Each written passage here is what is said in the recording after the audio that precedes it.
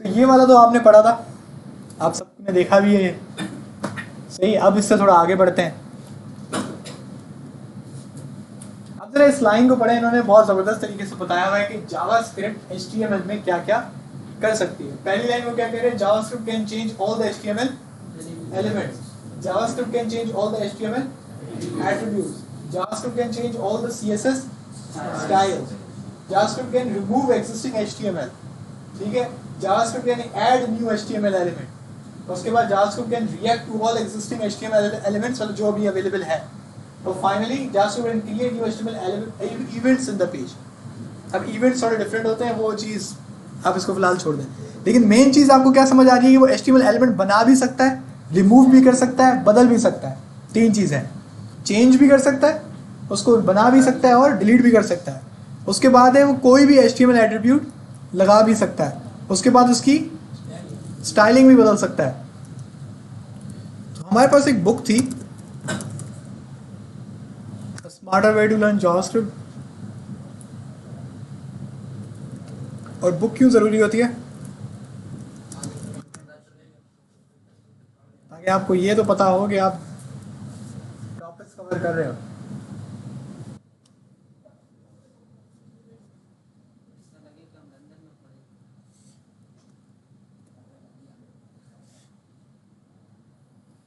वैसे लंदन वाले ना आप लोगों से ज़्यादा सही नहीं होता है, पता है आपको?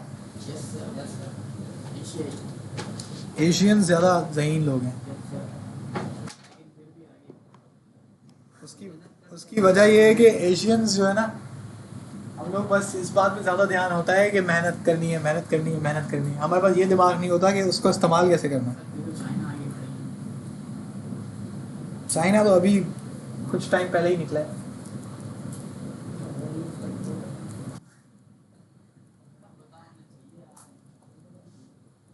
सही है जी, ये हम लोग यहाँ तक आ चुके हैं। अब कौन सा हमारा सेक्शन है? द डोम।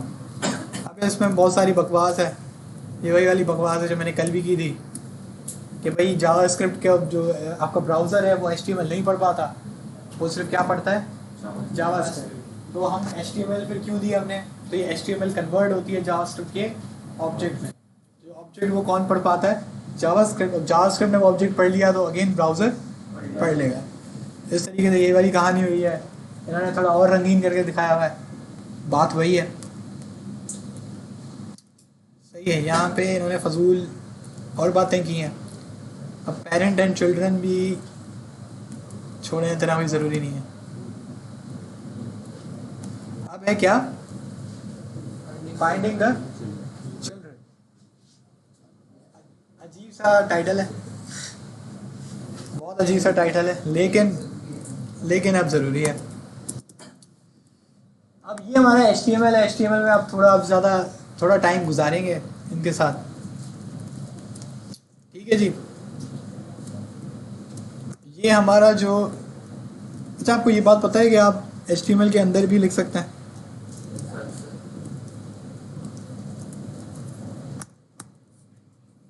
तो मैं क्या कह रहा हूँ, मैं कहता हूँ कि भाई इनपुट वैल्यू, वार इनपुट वैल्यू, ये चीज़ समझ आ रही है? फाइल में लिखूं? किसी को ये खिचड़ी तो नहीं बन रही? अच्छा, आपसे पहली वाली क्लास में वो कह रही है इसकी ब्राइटनेस कम है। वो सीरियसली उन्होंने बोला सर इसकी ब्राइटनेस कम है, इसलिए इसको उन्होंने बोला ये निकाल दें। मैंने कहा कि ये निकालूंगा फिर तुम लोगों का मसला होगा। या अगर इशू हो रहा है थोड़ा सा आप पीछे हो जाएं, क्योंकि हो सकता है शायद आपके आईज में ना हो।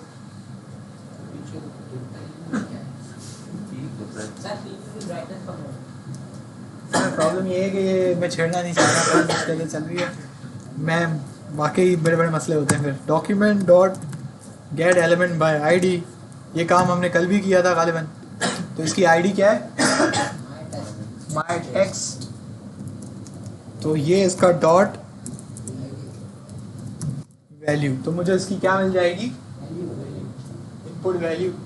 अब ये इनपुट वैल्यू को मैं सिंपली क्या करा देता हूँ, console डॉट लॉग, ठीक है। अब console लॉग में मैं करा रहा हूँ इनपुट वैल्यू,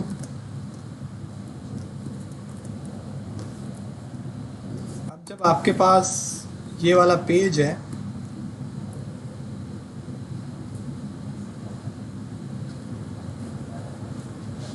ये वाला पेज हमारे पास चला, हमने इसको इंस्पेक्ट में खोला, हमने इसका कंसोल खोला, ये कुछ आया क्यों नहीं?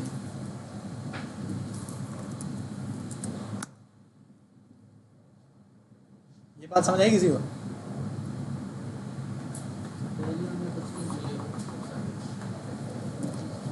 अच्छा रखें, हमारे पास एक HTML का कोड होता था, बटन होता था, इस पर एक एट्रीब्यूट होता है, इस एट्रीब्यूट का नाम क्या है? On click. ऑन क्लिक क्या करता है? फंक्शंस भी आप सबने पढ़े हुए हैं, button click, console dot log, you clicked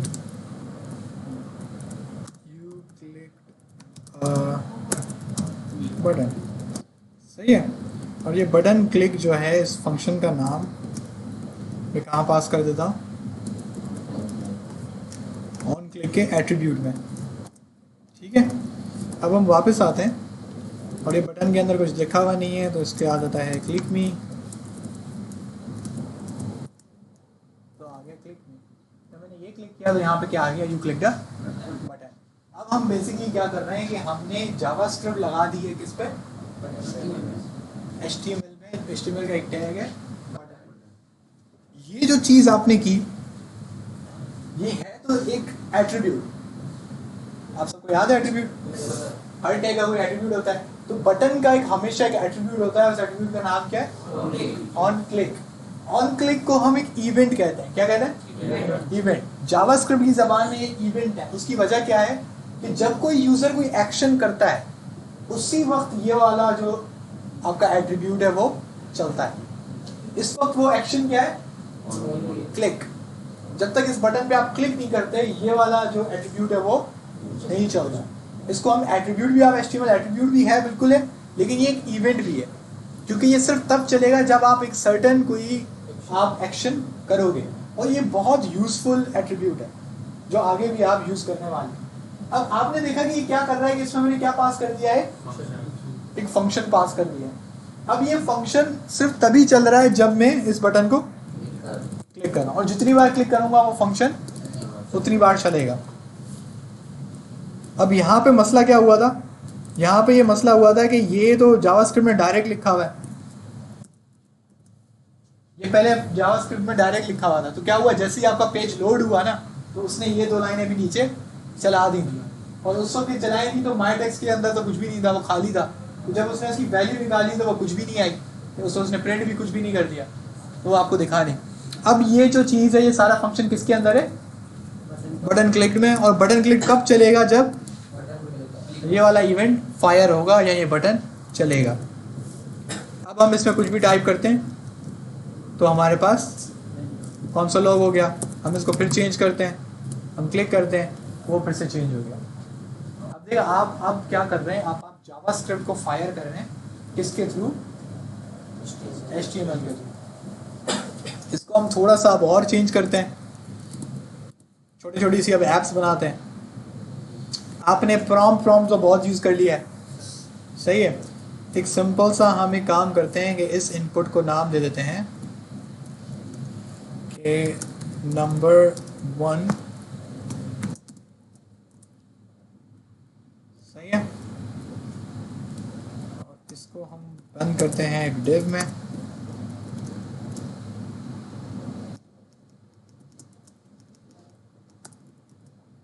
सही, एक और इसको कॉपी डाउन करते हैं और ये कहते हैं हम इसको नंबर 2। यहाँ पे टेक्स्ट 1 हो गया और ये यहाँ पे टेक्स्ट 2 हो गया। तो हमारे पास दो नंबर 1 है और नंबर 2 है। उसको थोड़ा सा हम इधर ले आते हैं क्योंकि आप लोगों को शायद नज़र नहीं आ रहा, सही है।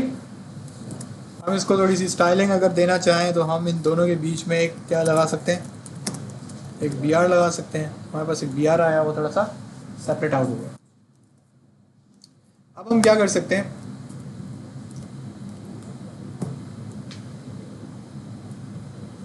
कि यहाँ पे इस बटन का नाम रख देते हैं सम, ठीक है। तो बटन का नाम सम हो गया। इस सबको मिटा देते हैं दोबारा।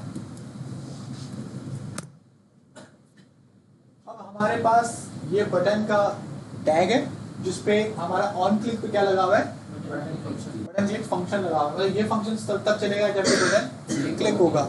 लेकिन इस अब फंक्शन में मुझे जावास्क्रिप्ट में मुझे उन दोनों इनपुट बॉक्सेस का डेटा चाहिए, उनमें आपने क्या प्रिंट किया है।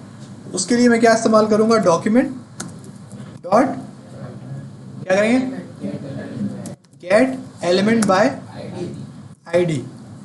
और ये डॉक्यूमेंट क्या है, ये डॉक्यूमेंट क्या था, डॉक्यूमेंट एक ऑब्जेक्ट है जो कि जावास्क्रिप्ट में बाय डिफॉल्ट होता है।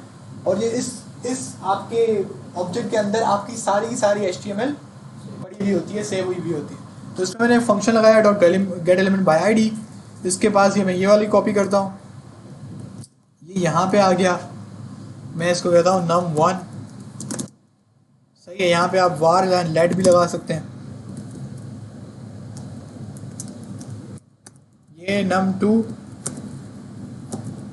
लेकिन इसमें एक मसला है, जो आईडी आप हमेशा दोगे वो क्या होगी, स्ट्रिंग वैल्यू होगी, ठीक है। अभी मैं कहता हूँ अलर्ट num1 प्लस, कोड सही दिख रहा है, बहुत आसान है, बहुत सिंपल है। मैं क्या कर रहा हूँ, इसको मिटा देते हैं, टेक्स्ट 2 कर लेते हैं। क्या लेट नहीं पड़ा है यार, इसको बाहर कर लो फिलहाल, उसकी टेंशन में था। num1 num2 हमने दो जो हमारे नंबर्स हैं, लेकिन हमने कहाँ से उठा रहे हैं, document dot gate element by ID का मतलब क्या है कि मैं इसको कह रहा हूँ भाई जो डॉक्यूमेंट है, मतलब पूरा जो आपकी HTML है उसके अंदर एक एलिमेंट है, लेकिन उसको किसके जरिए लेकर आओ, आईडी से। और मैंने इसको पास कर दी आईडी। अब आपको समझ में आ रहा होगा कि ये एक फंक्शन है, क्योंकि इसके आगे क्या लगा हुआ है, पैरेंथेसिस लगा हुआ है। तो ये एक फंक्शन है, और ये फंक्शन किसके अंदर पड़ा हुआ है, डॉक्यूमेंट में। उसके बाद मैंने सिंपली क्या किया है कि मैंने इस num1 प्लस num2 को प्लस करा दिया, और क्या करा दिया, अलर्ट। लेकिन ये फंक्शन कब चलेगा, जब ये वाला बटन क्लिक होगा। तो मैं इधर लिखता हूँ 10, इधर लिखता हूँ 20, और मैं कहता हूँ सम। ऊपर क्या आया, ये क्या बता रहा है, ये एक ऑब्जेक्ट है। तो किस टाइप का, इसमें मसला क्या है, क्योंकि मैंने यहाँ पे क्या नहीं लगाया,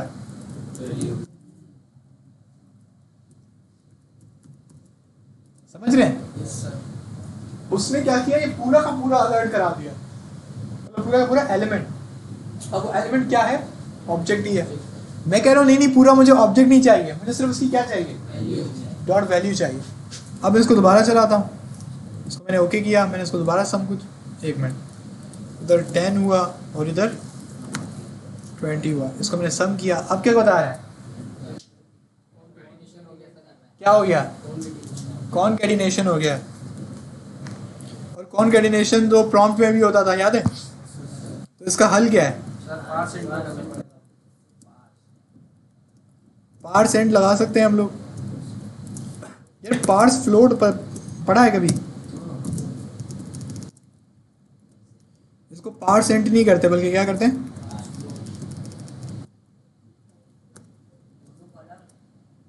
दोनों को अलग अलग। उसकी वजह यह है कि अगर आप दोनों को एक साथ सम करने के बाद करोगे तो 1020 देगा जवाब। तो ये हो गया 10, ये हो गया 20, और मैंने कहा सम। अब आपके पास क्या आया, 30। लेकिन मैंने फ्लोट क्यों यूज़ किया, मैंने एंड यूज़ नहीं किया। उसका क्या मकसद था, अगर आप करेंगे इधर 10.55, सही है, और अब आप इसको सम करेंगे तो आपके पास क्या आया 30.55।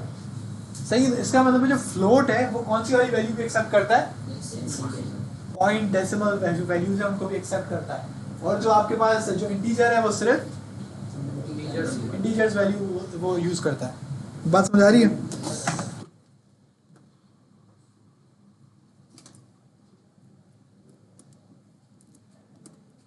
इसके अलावा एलिमेंट मंगाने के ये सबसे पॉपुलर तरीका तो यही है, पहली बार सबसे पॉपुलर तरीका यही है, मेथड भी यही है, लेकिन इसके अलावा कुछ और भी हैं। उनमें जो दूसरा सबसे पॉपुलर तरीका है वो आपने इस बुक में शायद नाम पढ़ा होगा उसका, बाय, क्या चीज है बाय, टैग नेम। तो हम इधर आते हैं, हम बल्कि इधर आते हैं, इसमें इधर आ जाते हैं। ये H1 है राइट, ये H1 है, आपको पता है। हम कहते हैं document dot gate element by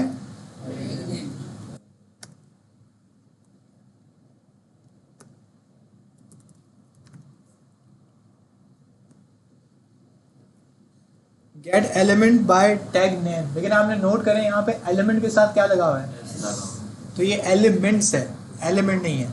tag elements bye tag name, इसकी आपको रीजन पता है। आईडी हमेशा कितने टैग्स पर हो सकती है, एक, और एक तरह के मल्टीपल टैग्स हो सकते हैं। 10 तरह के पी भी हो सकते हैं, 15 तरह के H1 भी हो सकते हैं, वो आपकी प्रोफाइल पर डिपेंड करता है।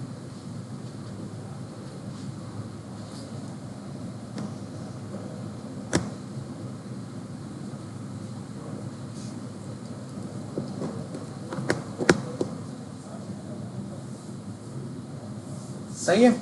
अब हम क्या करते हैं कि इसके में हम दोबारा से पैरेंथेसिस लगाते हैं, सेम काम करते हैं। अब वो देखिए आपसे क्या मांग रहा है, नेम, तो मैं इसको कहता हूँ H1।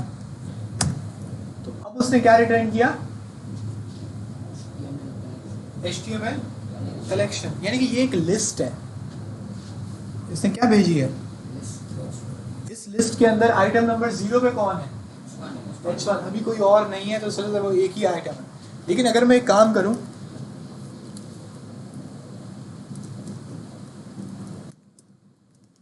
मैं H1 की जगह वर्ल्ड भी लिखूं, मैंने अब कितने H1 कर दिए, तो अब आपके पास वो HTML कलेक्शन में कितने नंबर्स बता रहे हैं। इसको क्या बीमारी हो रही है,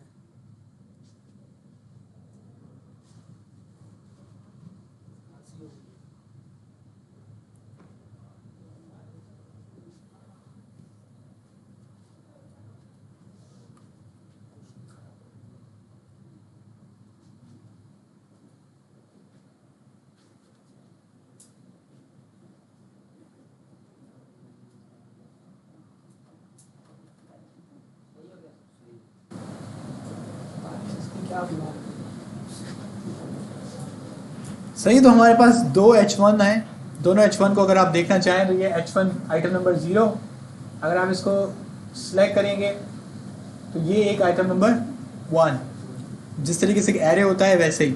अब मजे की बात है कि ये जैसे एरे में आप करते हैं ना कि ये कर्ली स्क्वायर ब्रैकेट लगाते हैं और एलिमेंट आईडी देते हैं, यानी कि आप इंडेक्स नंबर देते हैं। तो अब इंडेक्स नंबर आपने 0 किया तो उसने उसको किसको कलर किया, आई को।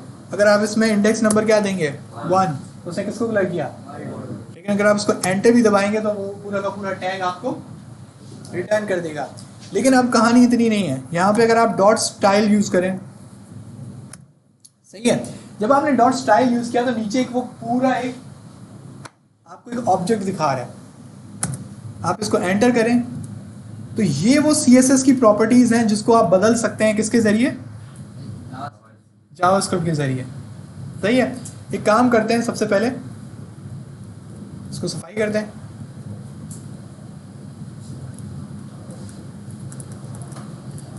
इसको सिंपलीफाई करने के लिए हम लोग एक यहाँ पर एक H1 और बना लेते हैं, दिस इज टेस्ट, और इसको हम दोबारा से आईडी दे देते हैं, आईडी दे देते हैं हेडिंग। ठीक है।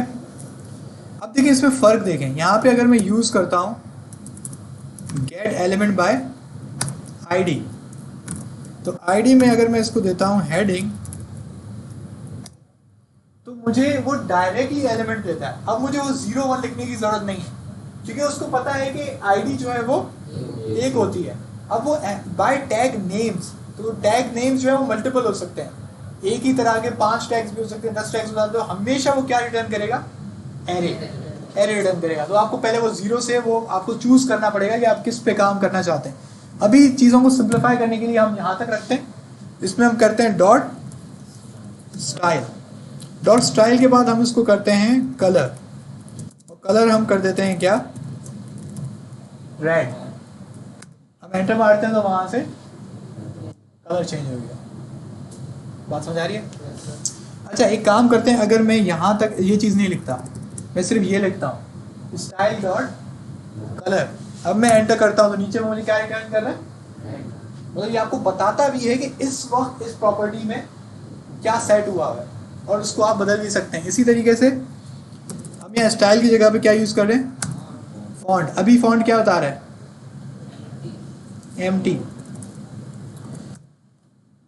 ज़्यादा बेटर है कि ना यहाँ से, क्योंकि अब आप एक नोट करें कि इसमें जो प्रॉपर्टीज़ होती हैं वो थोड़ी सी डिफरेंट होती हैं जो आपकी CSS में होती है। सही है, तो इसका ख्याल कर लीजिएगा कि ऐसा ना हो कि वो प्रॉपर्टी डिफरेंट हो। जैसे कि आप बैकग्राउंड कलर को देखें, CSS में ऐसे ही लिखता है।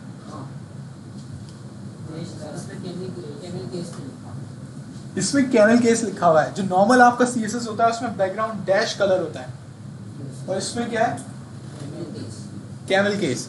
तो एक हमारे पास होता है फॉन्ट साइज, तो ABCDEF, तो हमारे पास फॉन्ट में सिंपल कुछ भी नहीं है। फॉन्ट साइज देखें उसने कैसे लिखा हुआ है?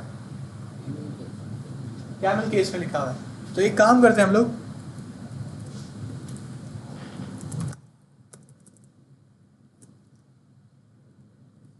हम दोबारा से यहाँ पे आए, डॉट स्टाइल में आए, डॉट फॉन्ट साइज मैं कहता हूँ 32px।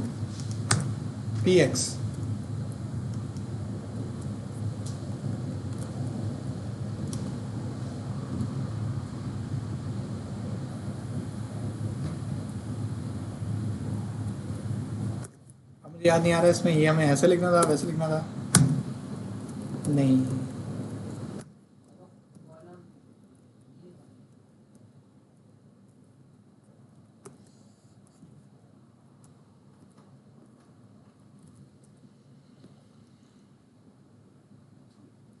वो लग रहा है असल में उसका बाय डिफ़ॉल्ट ही 32 था, तो मैं 32 को 32 ही फॉल्ट दे रहा हूँ, तो उससे समझ ही नहीं आ रहा था कि हमें क्या चेंज हो रहा है। तो यहाँ पे हम एक काम करते हैं 64px करते हैं, तो अब ये थोड़ा इसका साइज़ चेंज हुआ है। पहले क्या था कि उसका बाय डिफ़ॉल्ट ही 32 है H1 का, तो मैं 32 को 32 ही दे रहा था, तो ज़्यादा कोई फर्क नज़र नहीं आ रहा था। अब नज़र आए, अब इसको ऊपर जाके हम 72 भी करें तो आपका साइज़ इंक्रीज़ हुआ। ठीक है, तो अब फॉन्ट साइज भी इससे बदल रहा है। लेकिन यहाँ पे देखिए सीक्वेंस क्या है। सबसे पहले आपने उस HTML के टैग को पकड़ा, जिस तरीके से आप CSS सिलेक्टर्स यूज करते थे, इसी तरीके से आप जावास्क्रिप्ट में क्या यूज करते हैं? Document dot gate element by ID. ठीक है, ये बेसिकली आपके सिलेक्टर्स हैं, लेकिन किसके लिए? जावास्क्रिप्ट के लिए। तो सबसे पहला कौन सा सिलेक्टर पढ़ा हमने? Gate element by ID. दूसरा आप कौन सा है? अच्छा, एक मज़े की बात बताऊं तो आपका ये वाला जो तरीका है एलिमेंट पकड़ने वाला, ये रिएक्ट में फॉलो नहीं होता। ठीक है, लेकिन ये जो गेट एलिमेंट बाय आईडी है, बाय टैग नेम है, बाय क्लास नेम, ये आपको कम से कम आना चाहिए। ठीक है, इस वजह से हम इसको पढ़ रहे हैं। तो लेकिन ये सबसे ज़्यादा ये यूज़ होता है। अगर आप अब बुक में देखें अपने, तो इन्होंने पहले आईडी दी है गेट एलिमेंट बाय आईडी, उसके बाद क्या दिया? Gate element by tag name. अच्छा, इसमें एक चक्कर है, जब हम नॉर्मल जावास्क्रिप्ट में कोई कोड कर रहे होते हैं ना, तो हम बार बार, आपको पता है, ये दोबारा लिखना पड़ रहा है पूरी लाइन, इतनी बड़ी लाइन। उसके लिए हम क्या कर लेते हैं, हम एक सिंपल काम करते हैं। यहां तक क्या है हमारा पूरा HTML का कोड, तो हम ये क्या कर लेते हैं, var heading document dot gate element by ID heading. ये चीज समझ आ रही है? मैंने क्या कर दिया कि मैंने ये वाला सारा किसमें सेव कर दिया, हेडिंग में। तो हेडिंग में बेसिकली मुझे अब क्या मिलेगा, मेरा पूरा HTML का टैग। अब मैं चाहूँ तो इसको सिर्फ क्या लिखूंगा मैं, heading dot style dot colour blue. तो उसका कलर क्या हो गया, ब्लू हो गया। तो मैंने सिंपल इसको सिंप्लीफाई कर दिया और कुछ भी नहीं किया। बहुत समझ आ रही है? एक और काम कर लेते हैं यहाँ पे। ये बहुत छोटे छोटे से सिंपल से टॉपिक्स हैं, इतनी कोई मुश्किल नहीं है ये। जब आप UL करते हैं, li/4 करते हैं और उसके बाद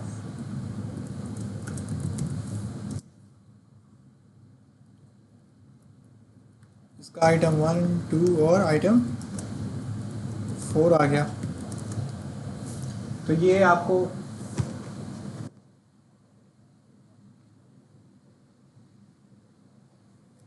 मुझे सच में नहीं पता इसके साथ क्या बीमारी है। यहाँ तो कोई इस लैब में कोई जिन्न है, उसको रोशनी से पसंद, वो मज़ा नहीं आ रहा।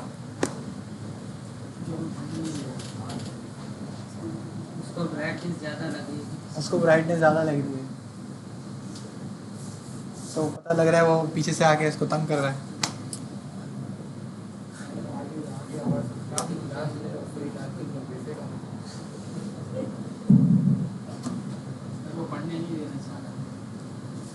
क्यों भाई?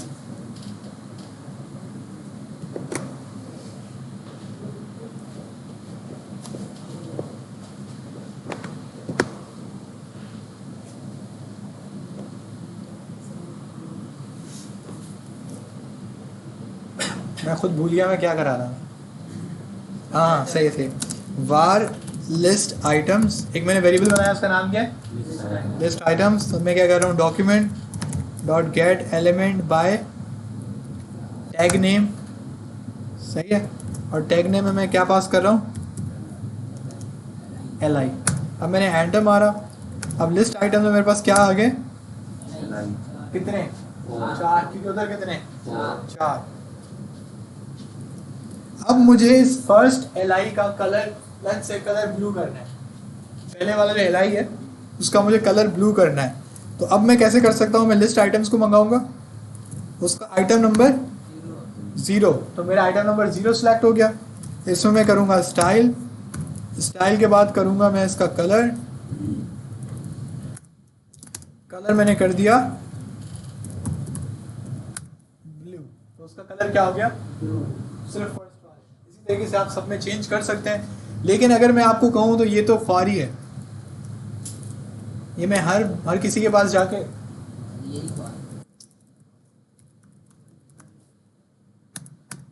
क्योंकि वो एरे है, तो एरे पे कौन सा मेथड लग सकता है, लेंथ। इसमें क्या फॉर ईच लगेगा,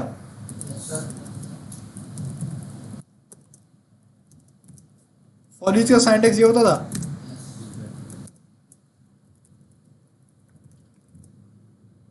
यहाँ पे आइटम आता था, यहाँ पे आइटम आ गया, तो मैंने एंटर मारा, तो ये क्या बोल रहा है, list items dot for each is not a function. अगर आप गौर करें तो लिस्ट आइटम्स में वो एरे नहीं बोलता, क्या बोलता है, मतलब इसकी कोई खास डेटा टाइप है जिसका नाम क्या है, HTML कलेक्शन। लेकिन आप ये काम कर सकते हैं, फॉर var I, ये भूल गए सब, ये याद है, लेकिन अब ये पता है कि लिस्ट आइटम्स डॉट लेंथ से तो जवाब आता है, सही है। उसके बाद आप क्या करोगे, i प्लस प्लस। अब आप इसमें क्या बताना चाह रहे हो, आप बोल रहे हो कि भाई list items i dot style dot color it is equals to purple. तो उन सब का कलर एक साथ पर्पल हो गया। ये बात समझ आ रही है? बहुत सिंपल सी चीज़ है, हमने सब लूपिंग इस्तेमाल की है, अब ये 15 होते हैं, 1500 होते हैं, मुझे कोई फर्क नहीं पड़ता, खुद ब खुद जावास्क्रिप्ट सबका कलर पर्पल कर देगा। सर जैसे इंडेक्स नंबर दे के जो कलर चेंज किया पूरे एलाइन तो नहीं मतलब पूरे एलाइन को कलर पर्पल कर नहीं, वो सबको एक साथ नहीं हो सकता, लूप में हो सकता है। अच्छा, एक और चीज़ आप लोगों ने पढ़ी थी, हम लोग हेडिंग पे दोबारा वापस आते हैं। हेडिंग कौन सी है हमारी?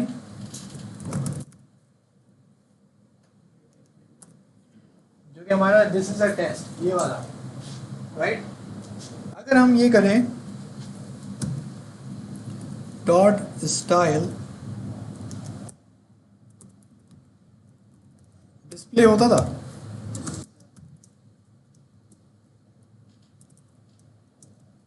इसकी प्रॉपर्टी होती थी नन।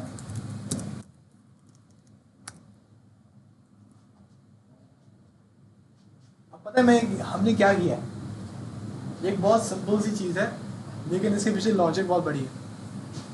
आपने बेसिकली क्या किया है कि आपने एक पूरा का पूरा HTML एलिमेंट जावास्क्रिप्ट के थ्रू उड़ा दिया, लेकिन आपको पता है कि वो एलिमेंट वहाँ पर है, वहाँ पे है, तो इसका मतलब अगर आप इसको वापस आके यहाँ पे क्या लिख लेते हो, ब्लॉक, तो वापस आ जाएगा। इसका मतलब है कि आप इस तरीके से कोई भी एलिमेंट को दिखा भी सकते हैं और छुपा भी सकते हैं। इसी तरीके से ये काम होता है। आप लोगों ने वो असाइनमेंट बनाया था ना जिसमें एक हुआ था कि एक फॉर्म था और उसमें उसको आप दिखा भी रहे थे और उसको छुपा भी रहे थे, आप लोगों ने नहीं किया वो? तो अभी आप लोग ये काम करोगे सिंपल, क्योंकि ये काम आप CSS के थ्रू कर सकते हो। आप क्या करोगे कि पहले आप एक लॉगिन का पेज बनाओगे, सही है? लॉगिन का पेज आपने बनाया, उसके बाद बिल्कुल डिट्टो वैसा ही उसी के नीचे आप साइनअप का भी पेज बनाओगे। साइनअप के पेज में सिर्फ आपको पता है कि वो इनपुट बॉक्सेस ज़्यादा होते हैं, फर्स्ट नेम होता है, लास्ट नेम होता है, एड्रेस होता है, फ़ोन नंबर होता है, उसमें जस्ट लॉगिन ईमेल पासवर्ड है। तो आप करोगे क्या, आप नीचे ना 2 बटन्स बनाओगे। अगर यूज़र पहले आता है तो यूज़र जब वो बिल्कुल नहीं आपकी वेबसाइट पे आएगा तो उसको क्या दिखना चाहिए, लॉगिन, लेकिन उसको नीचे ना एक साइनअप का भी बटन होना चाहिए। लेकिन वो जब वो साइनअप पे बटन क्लिक करे ना तो आपका जो लॉगिन फॉर्म है वो छुप जाए और क्या दिख जाए, साइनअप फॉर्म। अब लेकिन उसमें लॉगिन फॉर्म का बटन भी हो, अब वो दोबारा लॉगिन को क्लिक करे तो वो छुप जाए और साइनअप फॉर्म दिख जाए। अब ये वाला काम जो है आपको बगैर रीलोड हुए करवाना है। एक आप में से सीनियर था, वो बड़ा होशियार था, उसने क्या किया कि उसने एंकर टैग बनाया, 2 फाइलें बना दी, login.html और signup.html। और लॉगिन के जो लॉगिन का एंकर टैग था उसके ऊपर उसने उस फाइल का लिंक दे दिया, और जो साइनअप के ऊपर जो लिंक था उसका signup.html का लिंक दे दिया। जब आप लॉगिन पर क्लिक करो तो वो login.html खुलता था, साइनअप पे करो तो signup.html। लेकिन इसके लिए क्या है कि वो वेबसाइट है वो रीलोड होती है, तो हमें ये काम करवाना है बगैर रीलोड हुए। तो ये काम कैसे पॉसिबल है कि आप जावास्क्रिप्ट के थ्रू जब वो बटन क्लिक होगा तो आपने क्या कराना है कि एक साइन अप का जो फॉर्म का पूरा एक डिव है जिसके अंदर पूरा का पूरा साइन इन का बटन है, वो सॉरी फॉर्म है, वो सारा गायब होगा और कौन सा फॉर्म डिस्प्ले हो जाएगा, साइन अप, और ऑपोजिट होगा अगर साइन अप पे क्लिक होता है। अब ये थोड़ा सा इसको करने की कोशिश करें क्योंकि आपको HTML CSS आती है, इसमें मैक्सिमम पार्ट जो है HTML CSS का है। उसके बाद बहुत छोटा सा पार्ट है जावास्क्रिप्ट फंक्शंस का। आपने ऑन क्लिक पढ़ा कि कैसे फंक्शन कॉल होता है, ये आपने पढ़ा। उसके बाद वो आपको तो बहुत बार रिपीट भी होगा। आपको ये भी पता है कि किसी एलिमेंट को कैसे मंगवाते हैं, डॉक्यूमेंट और गेट एलिमेंट पाएगा कि आपको ये भी पता है कि अब उसका डिस्प्ले ब्लॉक और डिस्प्ले नन कैसे करें। ठीक है, तो इसको ट्राई करें। ये जावास्क्रिप्ट का आई थिंक पहला असाइनमेंट है। पहले कौन से थे? चिकन वाला दिया था, दूसरा टेबल वाला। हाँ,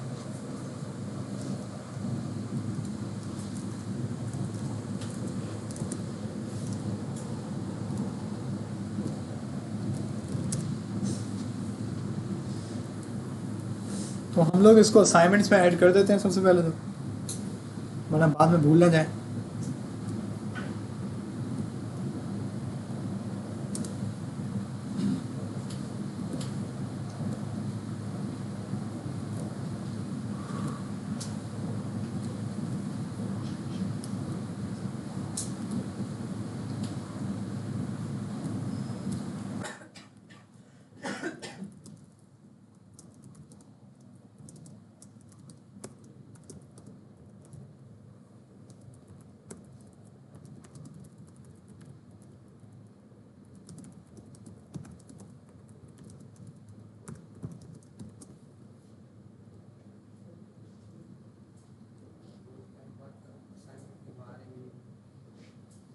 तो ये आपको सिंपल सा एक login page, sign up page बनाना है, उस पर JS लगानी है।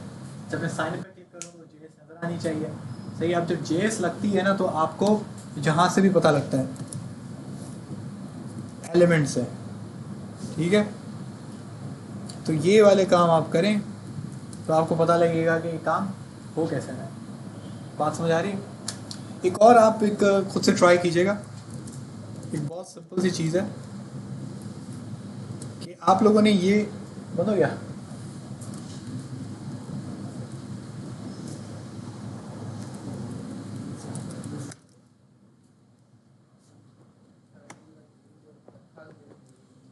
अच्छा, मज़े की बात है, बैच 2 में एक दफ़ा भी ब्लिंक नहीं आया, एक दफ़ा ब्लिंक नहीं आया। अब आप में से कोई इसको कुछ पढ़ के लगा रहा है, मुझे नहीं पता। चलो सोने का टाइम होगा ना। अच्छा, आप लोगों ने ये चीज़ पढ़ी है,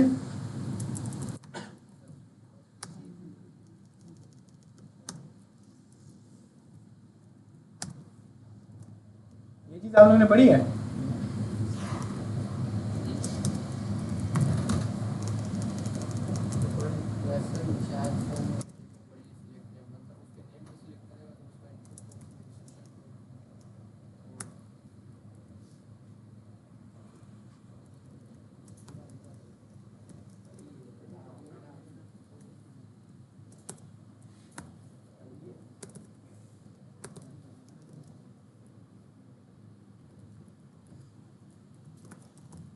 सही, हमने छोटी सी ईमेल बना, वो HTML बना लिए, हमने एक स्लाइड बॉक्स बनाए।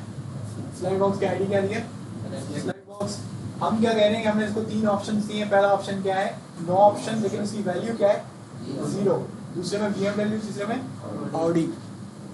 अगर आप HTML में देखेंगे तो ये कुछ किस तरीके से दिखती है, इस तरीके से। इसको थोड़ा हम बीच में ले आते हैं, सही है। अब आप कोई भी सिलेक्शन करते हैं तो आपके पास सिलेक्शन आ जाती है, लेकिन इसको कैसे हम उठाते हैं जावास्क्रिप्ट में?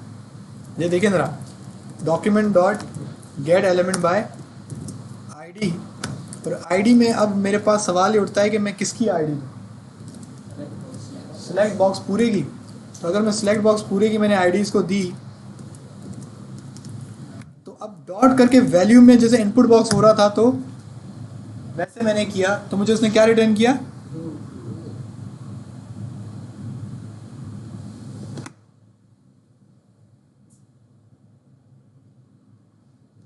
ये मेरा HDMI पोर्ट ना तोड़ दें।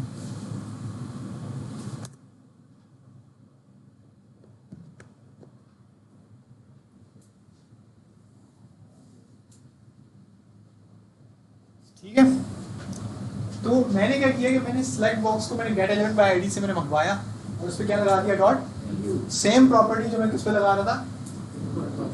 इनपुट बॉक्सेस पे। तो मुझे उससे क्या दे दिया? 2, क्योंकि मैंने वैल्यू उसकी क्या दी थी? ऑडी की 2 दी थी, याद है?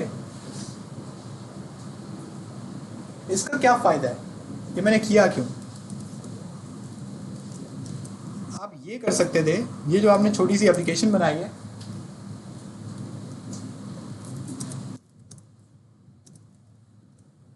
सही है, यहां पे आप लिख सकते थे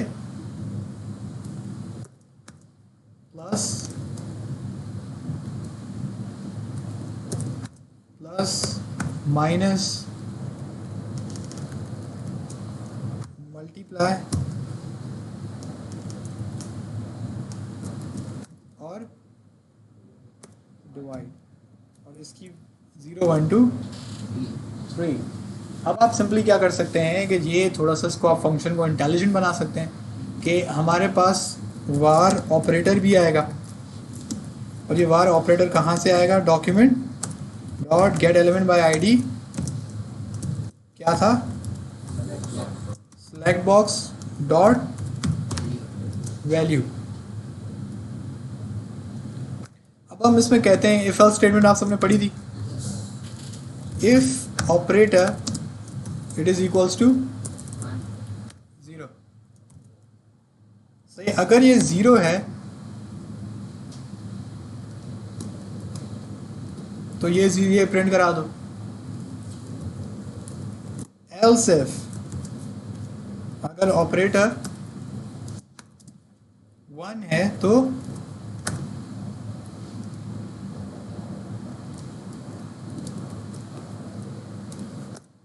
-20 करा दो, मतलब समझ गया।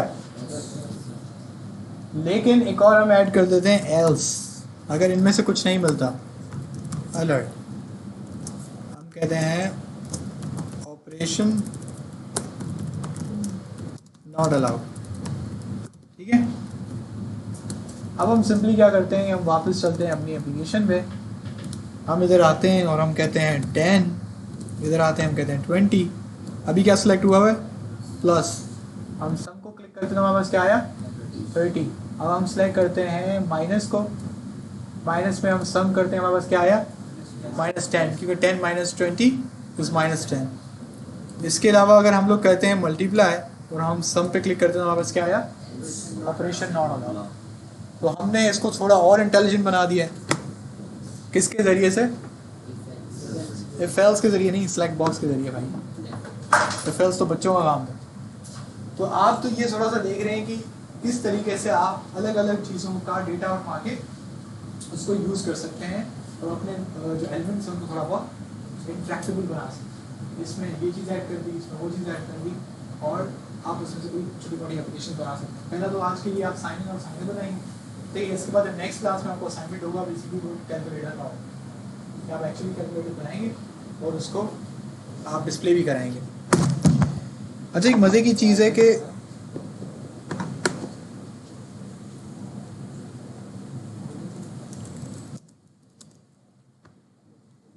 इसके आपको बहुत सारे टेम्पलेट भी मिल जाएंगे।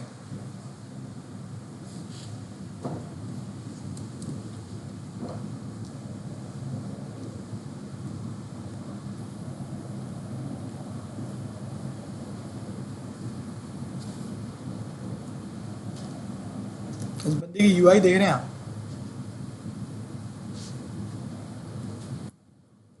और इसने यहाँ पे छोटी सी जावास्क्रिप्ट लिखी हुई है।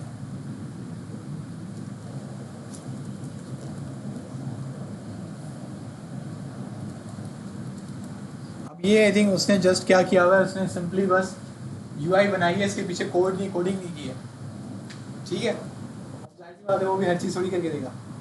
तो इस तरीके से जो नेक्स्ट क्लास में आपको असाइनमेंट होगा वो होगा एक कैलकुलेटर का। आप इंटरनेट से ही किसी का HTML CSS उठा लें, क्योंकि वो मकसद नहीं है। मकसद है कि इसमें से डेटा को उठाना, उसको अप्लाई करना और उसका रिजल्ट दिखा देना। बात समझ आ रही है? तो इसमें ये जो अभी तक आपने पढ़ा है, मजे की बात है, ये इनफ है ये सब करने के लिए, किसी भी चीज़ में डेटा रखने के लिए। बस एक चीज़ आपको मिसिंग है जो हम कराना चाह रहे हैं, और वो क्या है,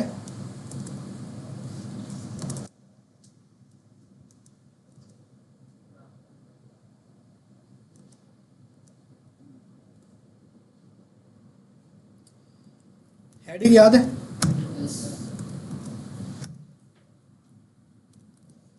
हेडिंग में इसको क्या लिखा हुआ है?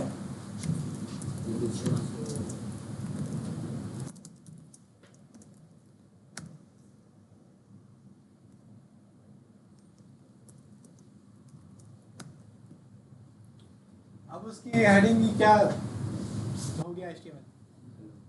हेलो, मैंने इसको कहाँ से चेंज किया, जावास्क्रिप्ट के थ्रू।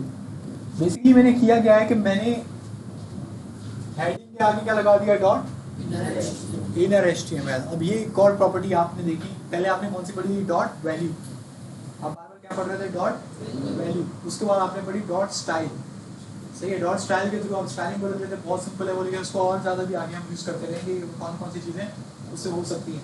उसके अलावा अब तीसरी कौन सी है, dot inner HTML। Inner HTML बहुत एक ईजी प्रॉपर्टी है।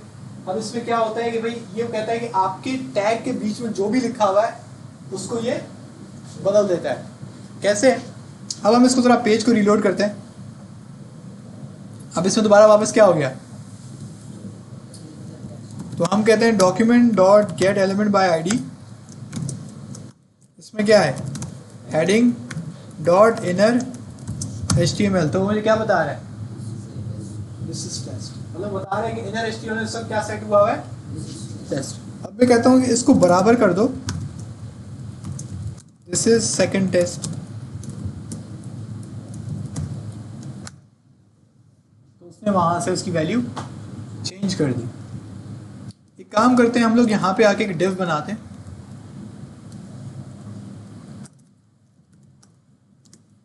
इसको हम आईडी देते हैं div1, ठीक है।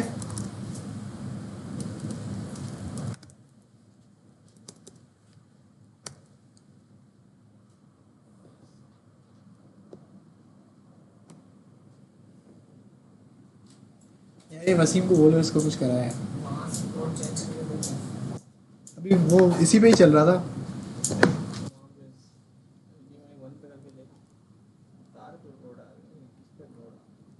वो मुझे बता रहा था वो तार पे लोड आ रहा है। एक मिनट छोड़ो।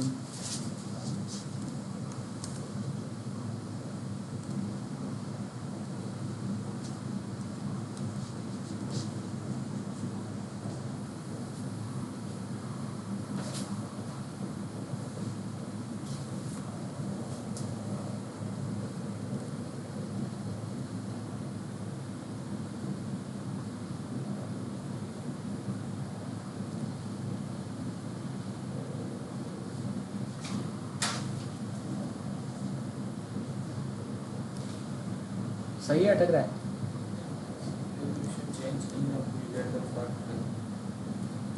चलो देखते हैं, तब जब तक सही रहता है सही रहता है। इनको बोले एक ही बार मेहनत करके पीसी में सेट कर लिया और और कुछ चेंज कर दिया और अभी तक पता नहीं कौन सा गया है। अच्छा, अब मैं खुद भूल गया मैं क्या कर रहा था। सही है, डिव बनाया था। हमने एक डिव बनाया। अब कहते हैं document dot gate element by ID. Gate element by ID नहीं हुआ ना। गेट एलिमेंट बाय आईडी इसमें है div1। तो हमारे पास क्या मिल गया, div1 जो है। मैं कहता हूँ डॉट इनर HTML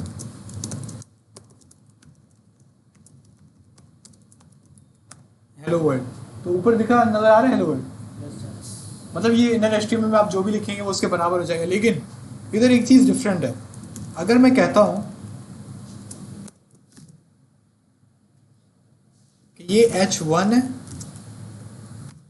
ये H1 है,